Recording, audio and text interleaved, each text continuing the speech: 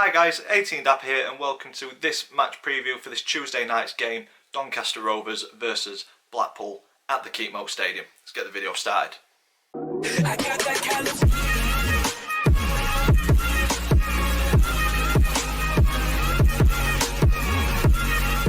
So guys, welcome to this match preview.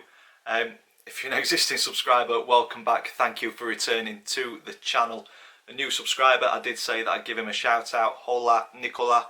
I hope my Spanish is okay. Thank you for subscribing. And if this video has brought you to the channel, welcome.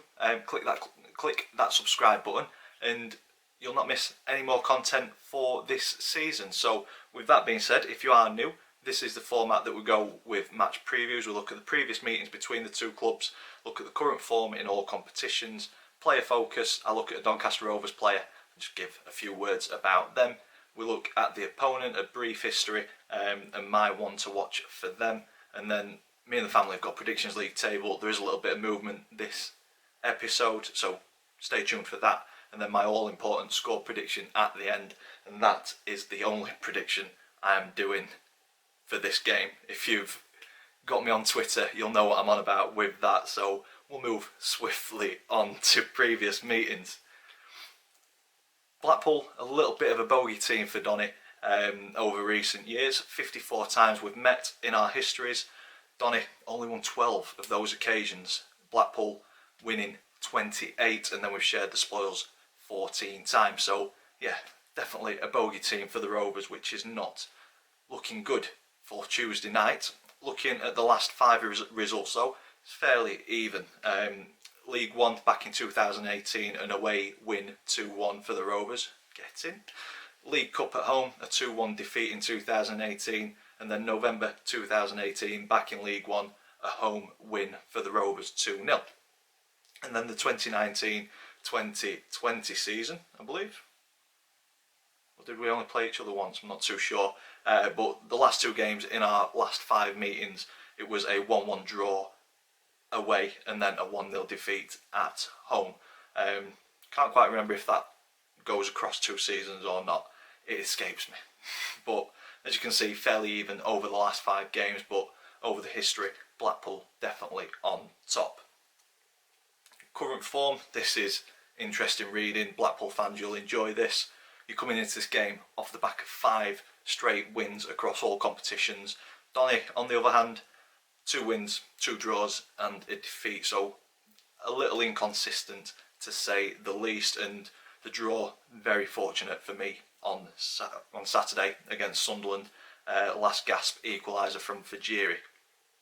But on to Blackpool, an inconsistent start to the league campaign, but it's well and truly turned around over the past couple of games, and with 5 wins in the last 5 outings, it has started to bump them up the table and starting to click and look like a team, potential top 6 candidates. And I had them up there in my pre-season predictions, and it's looking like they're starting to gel, and they're putting some runs together and some results which not very good for the Rovers coming into this one.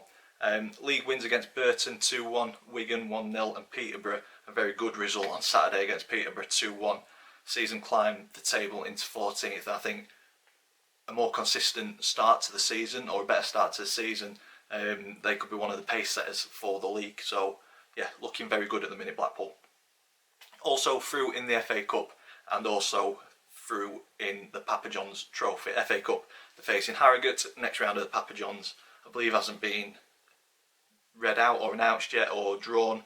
Kind of lost interest when the Rovers got knocked out. So Blackpool fans, let me know in the comments down below who you've got, if you have got anybody in the Papa John's Trophy. On to the Rovers, a very poor first half performance saw us go into the break 1-0 down, but it took an absolute wonder strike from Leadbitter to put us 1 behind. I thought defensively we looked solid. I thought we were containing them. It was wave after wave of pressure, but I couldn't really see them scoring. And then all of a sudden, an absolute thunderous strike into the top corner. One of the best goals of the weekend, but there were a fair few out there. But much better second half performance from the Rovers. I think we controlled the ball a lot more, but without any sort of cutting edge. We didn't look like we would score at all, and that led to me tweeting what I did. And at the death, a fantastic turn from Halliday, plays Okenabirhie and he's on the line, he can't miss, and it's a 1-1 draw. Probably the only goal that the Rovers have scored that I've not celebrated. If you're unsure what I'm on about, go to my Twitter, check it out, follow me, all the usual stuff. But in the game on Saturday, a lack of shots at goal, a lack of shots on target is a concern for me, but I think hopefully with a run of games that we've got over the kind of running up to the Christmas break, the Christmas period, we should hopefully see that improve. There's no breaks in between now and around Christmas time, so hopefully consistent games Saturday, Tuesday, Saturday will benefit us rather than play against us, but we will see. And this is the second game in a few days, and then we're playing Saturday as well. On to player focus, I've already mentioned him. We're going with Brad Halliday. For me, last season he was one of the most improved players. I really like him as a player, both defensively and attacking. At the start of last season, I thought that he had an error in him pretty much every single game, but as the season went on, he didn't miss a minute of last season, and he just got better and better and better. He's had a few games sidelined this season, and I think maybe the amount of football that he's played over the last couple of seasons is starting to catch up.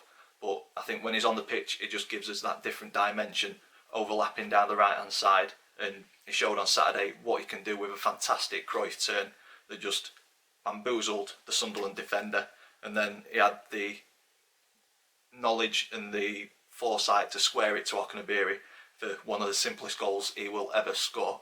And with Halliday, you've always got that chance of a decent ball whipped in, and a couple of assists from him. Hopefully he gets on the score sheet so we get to see this goal score gif that the club keep on mentioning, and I'm sure they've not built it up too much. We will see. Hopefully he gets on the score sheet at some point this season. But for me, Brad Halliday gives us that different dimension. Very, very, very good player. Always happy to see him in the starting 11. Moving on to the opponent, Blackpool, founded in 1887 and currently managed by Neil Critchley from the Liverpool youth setup. This is his first full-time managerial position, so not a lot of history about him. Don't really know his style of play or how he's doing at Blackpool. So once again, Blackpool fans, in the comments down below, how is Neil doing for you? Is he a good fit? Obviously, over the last couple of games, something's clicked and he's going in the right direction for you. Is Neil part of that as his philosophy started to kind of go into the squad? I'm not too sure. In the comments down below, let me know. But recent honours, FA Cup winners in 1953, and then more recently, Championship playoff winners in the 09-2010 season. So not too long ago, Blackpool were a Premier League team, but it just shows how quickly things can go from good to bad when in the 2016-17 season they were the League Two playoff winners. So a big drop, but they're starting to climb back up the table. They've got rid of the poisonous owners, shall we say. So yeah, positive times for Blackpool, I think. And with the squad that they built this season, who knows? I've got them as a top 6 team. We will see. And that brings me on to the one to watch for Blackpool, and this time I've gone with Jerry Yates. He's looked a very good player over the last couple of games, 3 goals and 1 assist in the last 3 outings for Blackpool, and he just looks like an absolute handful for defenders. So I think Wright and Anderson have got a big job to do on Tuesday night to keep him quiet in a very rich vein of form at the minute. As I say, 3 goals and an assist in 3 games. So definitely the man to watch for me in a Blackpool shirt. Blackpool fans, let me know other players to watch in the comments below.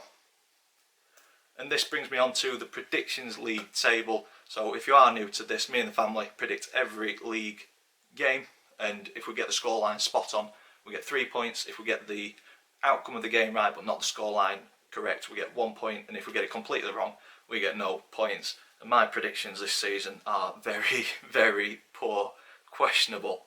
But This week, Max went with a 2-2 draw for us against Sunderland. It finished 1-1. The rest of us went with Rovers wins. We were all positive, which means we get no points and Max gets 1. So stays in second but pulls away from my dad. And I'm down there on 1 point and Max slightly closer to Chris, who's top on 7. And that brings me to the score prediction for Tuesday night. As I say, Blackpool are a bogey team, but I'm going confident.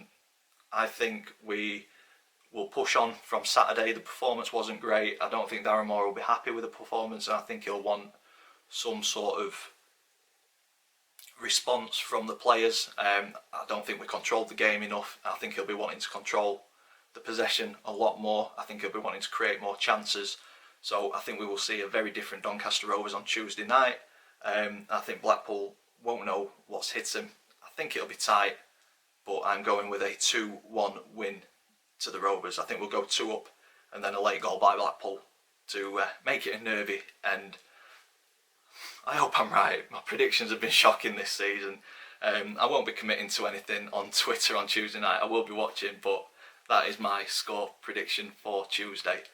I'm going to leave it here. If you've enjoyed this video, big thumbs up for us please. Comments in the section down below. If you haven't already, please click that subscribe button. There's some more videos, more content coming over the next couple of weeks, which I hope you guys will enjoy. All that's left for me to say for now is thank you for watching, and I will see you in the next one.